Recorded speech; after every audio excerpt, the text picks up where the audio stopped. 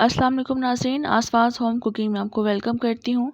आज मैं आपके साथ बहुत ही क्विक, इजी और बहुत ही टेस्टी डेज़र्ट की रेसिपी शेयर कर रही हूँ। बिस्किट पुडिंग बना रही हूँ, जिसे बनाना भी आसान है। उसको बनाने में ज़्यादा वक्त भी नहीं लगता है।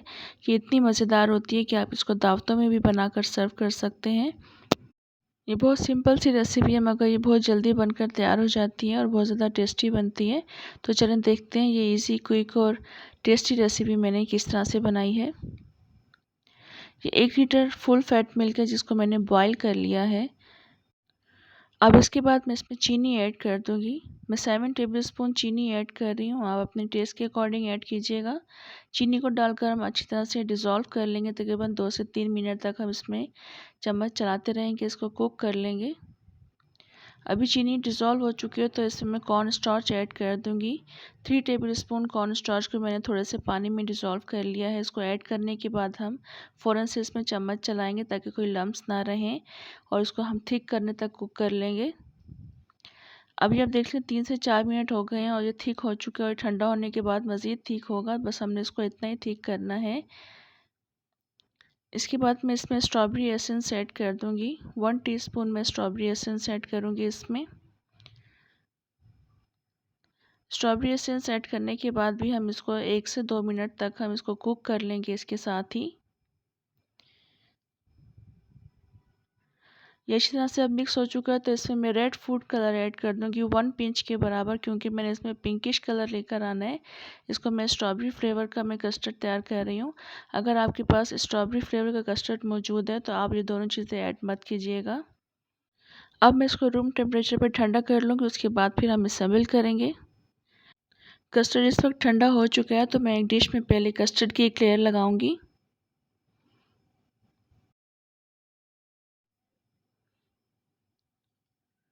कस्टर्ड की लेयर लगाने के बाद एक बिस्किट की लेयर लगाएंगे। मैं लेमन सैंडविच बिस्किट यूज़ कर रही हूँ। आपकी जो भी चॉइस हो, आपको जो भी पसंद हो, आप वो ऐड कर लीजिएगा बिस्किट इसमें। बिस्किट को हम इस तरह से लगा देंगे, ऐड कर देंगे सारे बिस्किट्स को।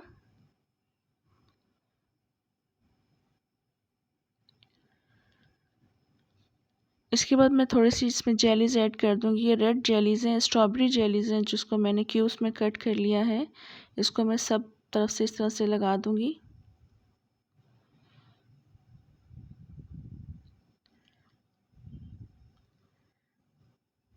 जेली की लेयर्स लगाने के बाद मैं इसमें थोड़े से ड्राई फ्रूट्स ऐड कर दूँगी। थोड़ा सा पिस्ताशियो ऐड कर दूँगी इसमें। आप अपनी मर्ज़ी के अकॉर्डिंग कोई से भी ड्राई फ्रूट्स ऐड कर सकते हैं। मैं इसमें पिस्ता और बादाम ऐड करूँगी। आपको जो भी ड्राई फ्रूट पसंद हो, आप वो ऐड कर सकते हैं। थोड़ा सा बादाम भी मैं इसमें ऐड कर दूँगी। बादाम और पिस्ता को मैंने लंबाई में ही कट कर लिया था। आप क्रश करके भी ऐड कर सकते हैं, मगर ये थोड़े से अच्छे लगते हैं, तो इस वजह से मैंने इनको लंबाई में कट किया है। ये ऐड करने के बाद इसमें दोबारा से हम कस्टर्ड की एक लेयर लगा देंगे।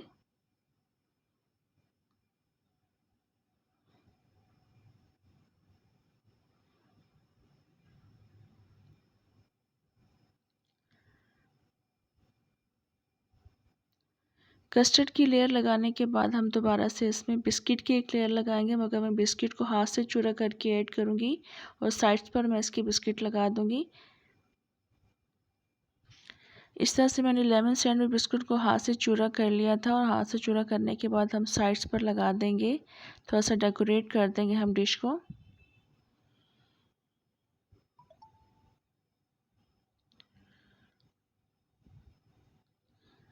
बिस्किट के बाद हम इसमें थोड़ी सी जेलीस भी ऐड कर देंगे दोबारा से।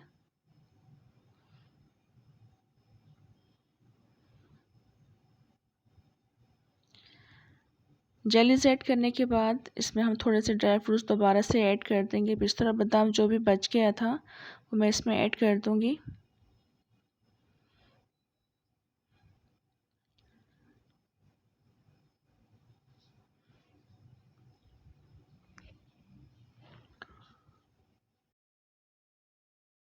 बादाम स्प्रिंकल करने के बाद मैं इसमें थोड़ा सा पिस्ता भी स्प्रिंकल कर दूंगी। और पिस्ता और बादाम का इसमें बहुत ज़बरदस्त फ्लेवर आ रहा था और स्ट्रॉबेरी फ्लेवर का जो मैंने इसमें एसेंस ऐड किया था बहुत ही ज़बरदस्त लग रहा था ये कस्टर्ड। और ये क्रंची पिस्ता और बादाम बहुत ज़बरदस्त लग रहे थे। ये बहुत ही मज़ेदार सा एक डिज़र्ट रेडी हुआ था और ये कुक सी रेसिपी और ईजी सी रेसिपी है। इसे ज़रूर बनाइएगा, इंशाल्लाह आपको पसंद आएगी। ये देख लें, इस तरह से बस हम बादाम और पिस्ता ऐड कर देंगे। रेसिपी को ज़रूर ट्राई कीजिएगा, इंशाल्लाह आपको पसंद आएगी। रेसिपी अच्छी लगी तो लाइक और सब्सक्राइब भी ज़रूर कर दें। फ्रेंड्स और फैमिली में शेयर भी किया करें। कमेंट बॉक्स में बताया करें कि आपको ये रेसिपी कैसी लगी। रेसिपी अच्छी लगी तो लाइक और सब्सक्राइब कर दें। इंशाल्लाह नेक्स्ट रेसिपी के साथ दोबारा आऊँगी, तब तक के लिए इजाज़त दें। अल्लाह हाफ़िज़।